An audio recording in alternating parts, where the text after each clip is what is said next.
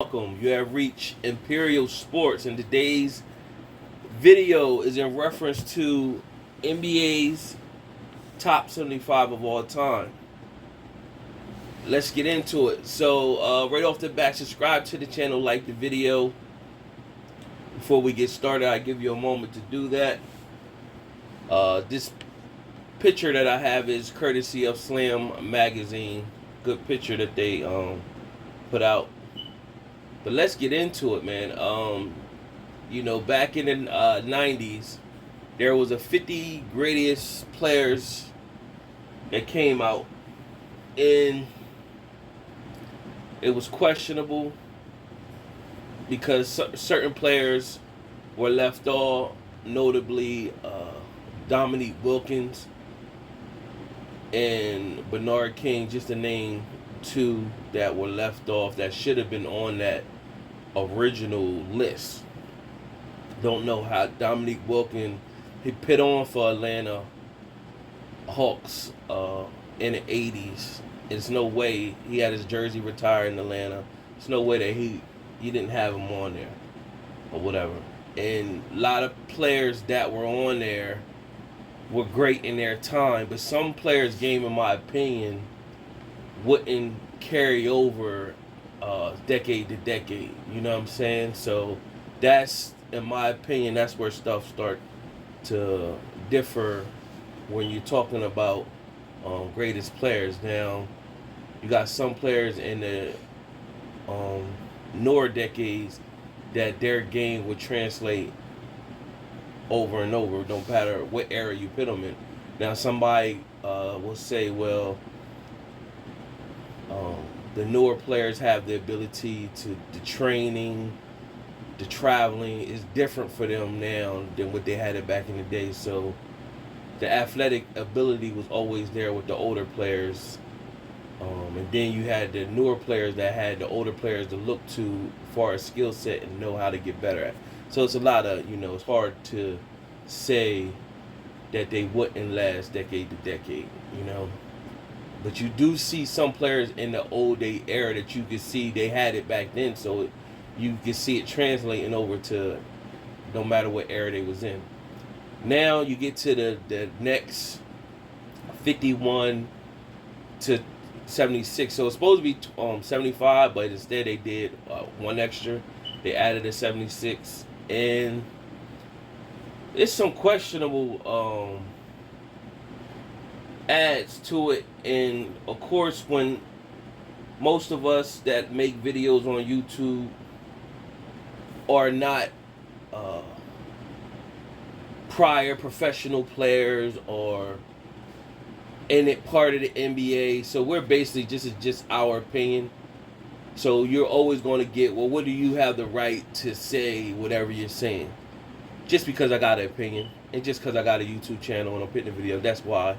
I think a lot of it is good to have people putting out their opinions, because if you don't come from a biased place, then a player that was in the league might not say what is really going on or a true opinion on a situation that's going on in a sport. So it is good because they got the brotherhood of being in that sport, so they don't want to bash their fellow brotherhood and their fraternity of that sport.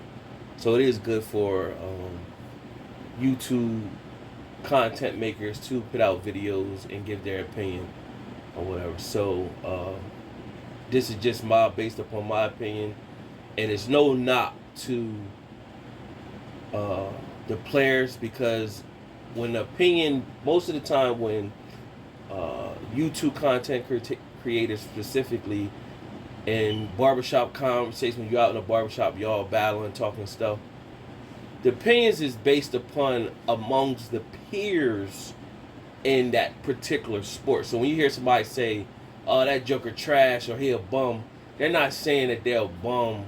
Like, they could go to the local YMCA or local park.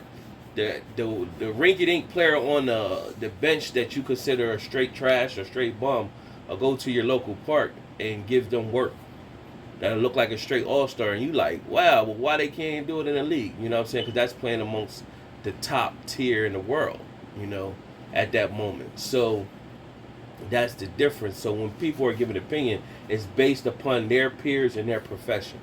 So when you hear somebody critiquing, even though they might say it, not be saying it like I'm saying it, but that's where the critique is coming from. Because then you'll get people that come out and say, well, how you gonna call this dude trash? What you do in your life? Well, you couldn't hold a candle to them. Yeah, that's right. But they just give an opinion based upon their peers. So I preface all that saying, when I'm giving my opinion on the NBA list, that's what I'm giving my opinion on based upon the peers. And so outright,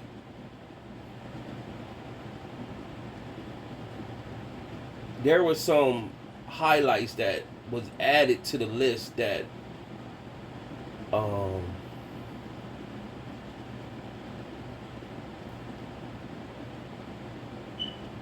that was questionable. That was questionable. So Ray Allen, that was cool. I appreciated that. I like that. Carmelo Anthony, no disagreement with that. Kobe Bryant, of course. Charles Barkley. I'm not sure if Barkley was on the original. He might have been. Steph Curry, of course. Now, this is the first question. Tim Duncan, Kevin Durant, no problem with either of those. First question, because I'm going by alphabetical order that they have the list. Anthony Davis. I got a problem with that one. I have a problem. Anthony Davis is a good player. I can't call him great. He's been injury prone his whole career. He's been injury prone. Is no way that he has proven that he's a great player in the league, because he got a championship, and you don't want to take the championship, but it was in the bubble, so people gonna always get that asterisk, but it's a championship, no, nevertheless, or whatever. Nah, like I think he's still young in his career, where it's like, I don't know about that, you know. So that's questionable that they put Anthony Davis on there. I think he eventually get there if he stay healthy and he produce a little bit more, but not right now. That's a prisoner of the moment. He got a chip with LeBron. Nah, and I'm gonna tell you why I come back and say that in a second once I continue to go down the list. Kevin Garnett, James Harden is another one. James Harden is another one.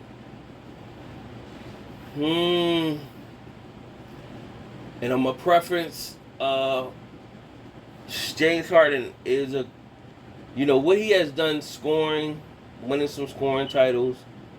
He got an MVP. I think James Harden did get an MVP. So he been pitting it down. He made his mark. He has made his mark. So I can't argue with this one too much. So let me fall back. I don't want to argue with the James Harden or whatever. I want to argue with the James Harden. Let me let that one go.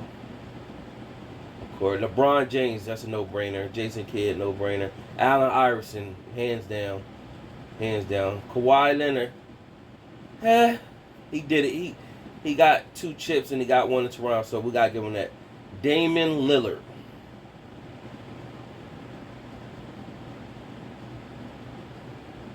He pitting on for Portland. High skill set.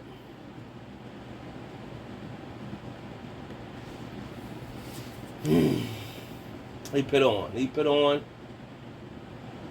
Of course, if Harden's on here, Damian Lillard, but I would put Harden on there before Damian Lillard. But then Damian Lillard would be like, okay, all right. It's hard to argue that Dame is not a top, because then they're gonna say who you comparing him to. So I'm gonna fall back over Dame Lillard too. So Damian. So far we got Harden, Anthony Davis. I'm saying definitely not. Damian Lillard, Harden is kind of in that same gray area. But let's keep going. Karl Malone, of course.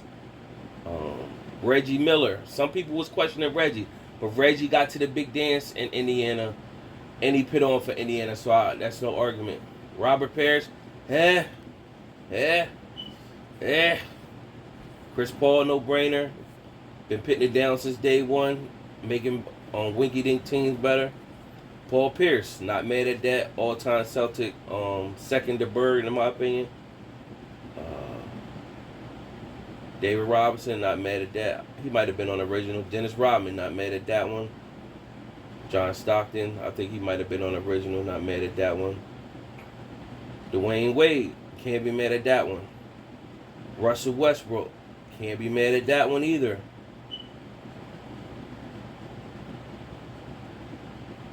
You know, Russ had an MVP plus, has a all-time triple-double.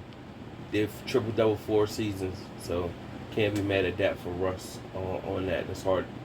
You know, people want to argue. So now, let's question who left off that should have been. First off is going to be Bernard King. Should have been on there. It was a terror for teams that most people say should have made it. And then from there, we're going to go with Dwight Howard. It's no way that you can have Anthony Davis on a list and not have Dwight Howard. Like, come on. Come on. Like, it doesn't make sense for, like, they're using, people don't like Dwight Howard's character.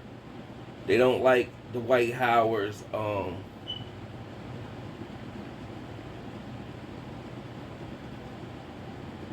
like his antics off the court and his approach to the game. But you can't deny the impact he's had on the league, and he got to the dance. He got his team to the dance. It's no way you can put Anthony Davis there. If Anthony Davis never linked up with LeBron, Anthony Davis would not have no championship. Point blank period. He wouldn't have got his team Pelicans to the big dance. Go back and do your homework and look at who Anthony Davis Dwight Howard had on his team. He dropped LeBron off in them to get to the big dance back in them days, back during that time. Come on, man. What? Like, you could say what you want about Dwight, but, you know, you can have all that, you know, Dwight's a goofball and all that. Dwight is number 11 on the all-time rebounding list. Number 11. I say that again. Number 11 on the all-time rebounding list. Over Shaq, Olajuwon, Charles Barkley, Mutombo, Dennis Rodman, Patrick Ewing. How's he not on the list, man? How's he not on the list? Like, you know what I'm saying? That's why these lists, people lose credibility because it becomes biased on what they feel about, it comes biased on how they feel about players.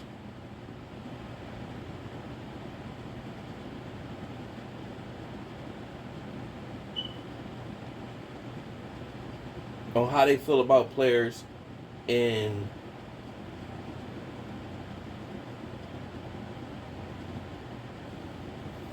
what they feel about, like, the players outside of the league. And so, just like the people like vote people in Hall of Fame and stuff like that, and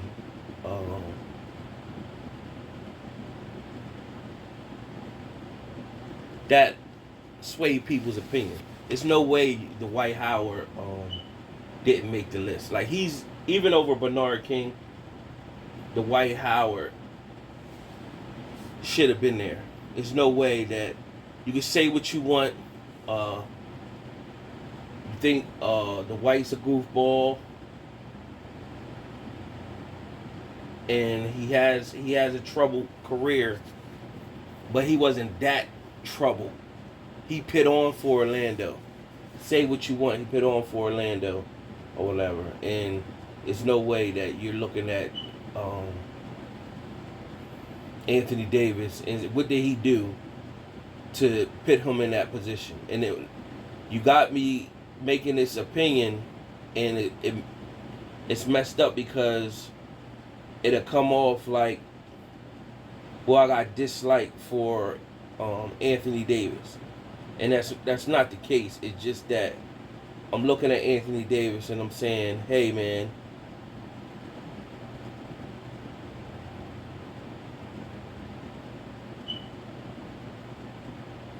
I gotta depict his game. You got Dwight at 19,000, over 19,000 points, over 14,000 rebounds. Nah, it's no way that he didn't make it. What's the difference between Anthony Davis and Dwight Howard? He got a championship with LeBron. And on Dwight Howard's side, he put on. He had a moment in time. Anthony Davis had his moment in time in the Pelicans. Bumped, injury prone, bumped in the playoffs. At one point in time, Dwight got it done. Got to the big dance. He just ran into Kobe. And it was Kobe's time, Deshaun. So it's Dwight Howard's antics is why he didn't get on. Now, you also are hearing people say how Kyrie was left off. Now, when you think of not James Harden, I can't go with James Harden because James Harden he put on more for his teams, and on top of him putting on more, he also he did get an MVP. Maybe potentially could have got two. So I can't argue. Now the Damian Lillard on the other hand, is where people would say, okay, if you got Damian Lillard on there, how don't you have Kyrie? Well, people don't like Kyrie's antics, his personality, but Kyrie has been injury prone as well. He's been injury prone. And the moments when Kyrie had the chance to put on for the team, he didn't get it done. Before LeBron came back to Cleveland, Cleveland sucked. He was putting up some numbers, but they wasn't getting nowhere, right? You take him when he left Cleveland, went to Boston. Injury prone, got injured. The team went far without him. Made it to the Eastern Conference. That was a true indictment on him. Next year he came back healthy. They made it to like first or second round and got bumped by Bucks. I think they made it to the second round and got bumped by the Bucks. All right, he left there. He went to the Nets. Injury prone. He didn't go anywhere. They were injured. Well, he was injured rather. But I think that team still made it to the playoffs. I think that's the year of the bubble. They still made it to the playoffs or whatever. Second year, Durant's back. Where Kyrie? Injury prone, plus has some outside personal things going on. See where this leading to? So I don't see, there's really not an argument for Kyrie to be 75 greatest player or whatever. They didn't do a whole new 50 list where they had it before, where they had to take people off. They just added additional 26. And people are, I guess your biggest argument, Damian Lillard got on, how did Kyrie? I think because Damian Lillard, although he hasn't won anything, he still has put on for Portland over a time period where he was there physically, getting them to the playoffs. He even made it to the Western Conference finals before he put on. So it's not a, that's where him and Kyrie differs at. Plus he don't got where people are questioning his character or whatever. So that's where a big difference will come with Kyrie and Damian Lillard. You know, Kyrie hasn't proven, and he don't have anything to prove. He got his money, he got his championship with LeBron, and could potentially, depending if he come back, get a championship with Kevin Durant and James Harden. So he ain't got nothing really, I guess in his opinion, to prove, but he hasn't proven that he can be the alpha on the team and get it done, whatever. So that's my take. Out of all the players that I feel as though that was, you know, could have been a good thing that they, let me add some more to this because some other names just popped up in my mind. They were saying about, what about Vince Carter, Tracy McGrady? I can't go with Tracy McGrady because Tracy McGrady, although had his moments of being exceptionally good out there, and keep in mind I said good. I can't, only great moment I could picture, I can remember that Tracy McGrady had was when two great moments. One was when he was in Toronto, he was averaging like, 16, 17, and then that next year he went to Orlando, they was questioning, and Grant Hill was supposed to be there, but then he got injured with the ankle situation, and then Tracy McGrady just blossomed to like 26 that next year in Orlando, and then he started coming to his own from there. So that was one, and the second greatest moment was that time when he scored all them points in like 30 seconds, and that's it. So just take that in consideration, and for that's the only moments I could tell you that was great from Tracy McGrady. Yeah, he had battles on the court with certain players where Tracy was balling, they were balling or whatever, but then he ran into the injuries that hindered him, and he never was able to elevate to greatness, in my opinion. So that's why I don't see Tracy McGrady to get in there. He ain't put on long enough, in my opinion. He just had a exceptional talent, and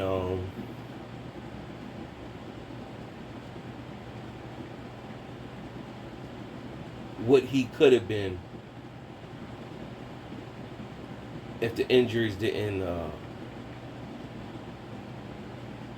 take to him. And then you could say the same thing with Grant Hill. You know, if he didn't get the injury buzz, Grant Hill was hands down looked at to be a Hall of Famer. A great, one of the greats. So Tracy McGrady ended his career with a little over 18,000 points, and he definitely could have had more than that, but the injuries caught up to him. So, but I can't go with that. Now, the question that everybody will say is Vince Carter. Well, how Vince Carter got left off the list as well. He's another one. Vince Carter was in Toronto, the Nets, and then Vince ended up becoming a journeyman. And I think at one point Vince was on that level as one of the elite players in the league. I don't think Vince, he could have, but in my opinion, from afar watching, he didn't have the love like the Kobe Bryants and them had. Like, he was nice just because, but not the love where like, okay, how do I take my game to the next level and become great out here? And to me, Vince's defining moment was the dunk contest in Toronto. And he dunked on the Olympian when he was in the Olympics. After that, it was just, he had a good career. Became a journeyman. He was solid. He's in the top for scoring of all time. I think Vince got somewhere He's up there in scoring, but he didn't have too many great moments where I could really say like he put on. He put on for. He did make it to the Eastern Conference Finals that year against Allen Iverson and the Sixers. He did make it that year, so that was like uh, his highlight. And Vince averaged. I mean, he had career totals of over 25,000 points for his career. So Vince got an argument. He might got a serious argument. He should have been on that. Matter of fact, Vince should have been on that list. I don't know who you take off or fit in, but if they make it, and that's another thing. It took them like 20-something years to make the next 26. They shouldn't do that. That's a long time. It shouldn't be another 20 years from now till they make another top 100. You know what I'm saying? Shouldn't take that long or whatever. And so Vince will be, in my opinion, Vince will make the list on the Vince will make the list on the top 100 when that comes. But he got a serious argument. He should have been on this one. It's just that reason why I think he was overlooked, because he didn't have a lot of great moments where people could say his great moments. Even though he got this scoring over 25,000 career points, his greatest moments were the dunk in the Olympics, the slam dunk contest when he did a dunk nobody was used to seeing before. Other than that, and then him make it to the Eastern Conference Finals that year when Iverson, the Sixers, made it to the finals. So, other than that, you can't point out too many great moments with Vince. You see a lot of highlights, good moments, dunking on people and stuff like that. And yeah, he had games where he went back and forth with certain elite players, because it was a moment where he was viewed as an elite player, but he didn't have that extra gear to take it up to another level. So that's where I leave with that. I can't think of nobody else right now off the bat who people could argue should have been on there. That's my take. Subscribe to the channel, like the video, comment if you feel the need, if you want to go back and forth on something. Till next time.